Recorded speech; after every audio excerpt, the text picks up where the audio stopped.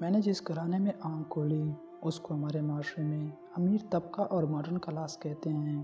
میں نے ہمیشہ اپنے آگے پیچھے پیسوں کی فراوانی دیکھی، کسی دکھ یا غم کا تصور بھی نہ تھا، ہر طرف خوشیاں ہی خوشیاں تھیں، ہر طرح کا عیش و آرام میری زندگی میں تھا۔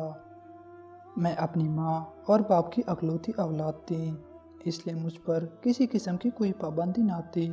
میری ہر فرمائش منٹوں میں پوری کی جاتی تھی، اس لیے میں خود کو اوروں سے الگ اور بہتر سمجھتی تھی۔ میرے دل میں کسی دوسروں کے لیے کوئی ہمدردی نہ تھی، میں ہر کسی کو اپنا محتاط اور غلام سمجھتی تھی، اور اللہ تعالیٰ نے مجھے حسن بھی بے پناہ دیا تھا جس کا مجھے بے حد غرور تھا۔ کالج میں بھی میرے ان لڑکیوں سے دوستی تھی جو میری طرح امیر تھی، اور کالج میں صرف ٹائم پاس کرنے کے لیے جاتی تھی، کیونکہ میرے لیے کالج پڑھنے کی نہیں سیر و تفریح کی جگہ تھی، اور کالج کے سارے لڑکے میرے حسن اور اسٹیٹس کے دیوانے تھے۔ کالج کی لڑکیاں مجھے رشک بری نگاہوں سے دیکھتی، میں کسی لڑکے کو تو کیا کسی لڑکی کی بھی عزت نہ کرتی۔ کالج کے سارے لڑکے میرے آگے پیچھے گھومتے اور مجھے بات کرنے کو ترستے، جبکہ میری نظر میں ان حقیر اور غریب لڑکوں کی کوئی ویلیو نہ تھی۔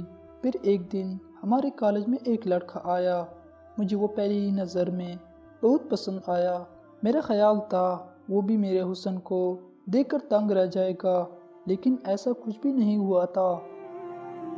میں اس سے بات کرنے کے بہانے ڈھونڈتی، جبکہ وہ میری طرف دیکھتا بھی نہیں تھا۔ وہ میرے حسن سے بے نیاز اپنے آپ میں مگن رہتا تھا۔ مجھے اس کی اسی عادت نے دیوانہ بنا دیا، اور اسے حاصل کرنا میری زندگی کا مقصد بن گیا۔ میں نے اس سے بات کرنے کی بھی بہت کوشش کی، لیکن وہ میری بات کا جواب ہوں یا ہاں میں دیتا۔ میں نے اس کے بارے میں سب معلومات حاصل کی تو مجھے معلوم ہوا ایک غریب گھرانے سے تعلق رکھنے والا، اور اس کا نام سکندر ہے۔ اس کا باپ کسی چھوٹی سی کمپنی میں کلرک ہے۔ سکندر کی 2 چھوٹی بہنیں بھی ہیں۔ کالج کے بعد شام کو بچوں کو ٹیوشن پڑھاتا ہے، اور آج کل پارٹ ٹائم نوکری کی تلاش میں ہے۔ میں نے سکندر کی اسی کمزوری کا فائدہ اٹھاتے ہوئے اسے مالی طور پر فائدہ پہنچانے کا سوچا۔ میں اسے اپنے پیسوں سے خریدنا چاہتی تھی۔ پھر میں نے ابو سے سکندر کی نوکری کی بات کی۔ ابو نے ہمیشہ کی طرح میری یہ خواہش بھی پوری کر دی۔ دوسرے ہی دن میں سکندر کو یہ خوشخبری سنانے ہی پہنچی۔ یہ خبر سنتے ہی سکندر بے انتہا خوش ہو گیا۔ میں سوچ بھی نہیں سکتا تھا آپ اتنی بڑی کمپنی سے میرے لیے کام کی آفر لے کے آئے گی، اور میری اتنی بڑی مشکل اتنی آسانی سے حل کر دے گی۔ اس کے بعد سکندر نے میری عزت کرنا شروع کر دی۔ وہ مجھ سے جب بھی بات کرتا نگاہیں جھکا کر بات کرتا۔ ان سب چیزوں کے بعد مجھے اپنی جیت بہت قریب دکھائی دینے لگی۔ میں دن بدن سکندر کے پیار میں پاگل ہونے لگی، لیکن سکندر کو اس بات کی کوئی پرواہ نہ تھی۔ میں اس دن کا انتظار کر رہی تھی جب وہ میرے احسان تلے دب جائے اور میرے اظہار محبت کرنے پر وہ انکار نہ کر سکے۔ ایک دن جب سکندر سے ملنے میں ابو کی آفس پہنچی تو وہ وہاں نہیں تھا۔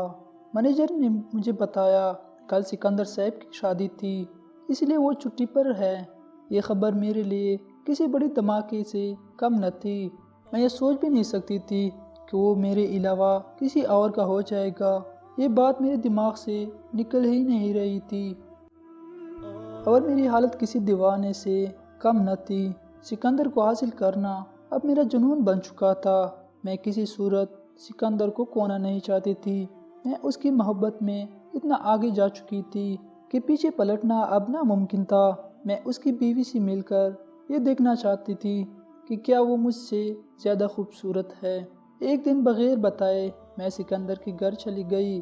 بہت پرانا گھر تھا، میرا تو دم گھٹ رہا تھا۔ سکندر نے اپنی بیوی سے ملوایا، اس کا نام نسرین تھا، اور وہ سکندر کی چچا زاد کزن تھی۔ وہ بہت عام سی لڑکی تھی۔ میں نے اس میں ایسی کوئی خاص بات نہیں دیکھی کہ سکندر جیسے خوبصورت انسان کی وہ بیوی کہلائے۔ سکندر اور اس کی بیوی مجھ سے بہت پیار سے ملے۔ مجھے نسرین سے بھی انتہا نفرت محسوس ہونے لگی، اسی لیے سکندر کے لاکھ روکنے پر بھی میں بنا کچھ کہے پیے سکندر کے گھر سے لوٹ آئی۔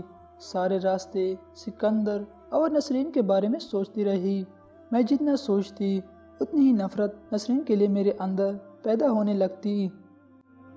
اسی دوران اچانک میری نظر سڑک پر لگی ایک بورڈ پر پڑی جس پہ لکھا تھا آپ کے ہر مسئلے کا حل صرف میرے پاس موجود ہے۔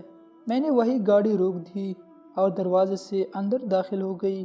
اندر داخل ہوئی تو دیکھا کمرے کے کونے میں کالے کپڑوں میں ملبوس ایک عورت بیٹھی ہے جو شکل سے کافی اور ڈیر عمر لگ رہی تھی۔ اس کے گلے میں مختلف قسم کے رنگین مالا تھی۔ اس کے آگے پیچھے کافی لوگ جمع تھے۔ مجھے دیکھتے ہی اس عورت نے ہاتھ کے اشاروں سے لوگوں کو جانے کو کہا۔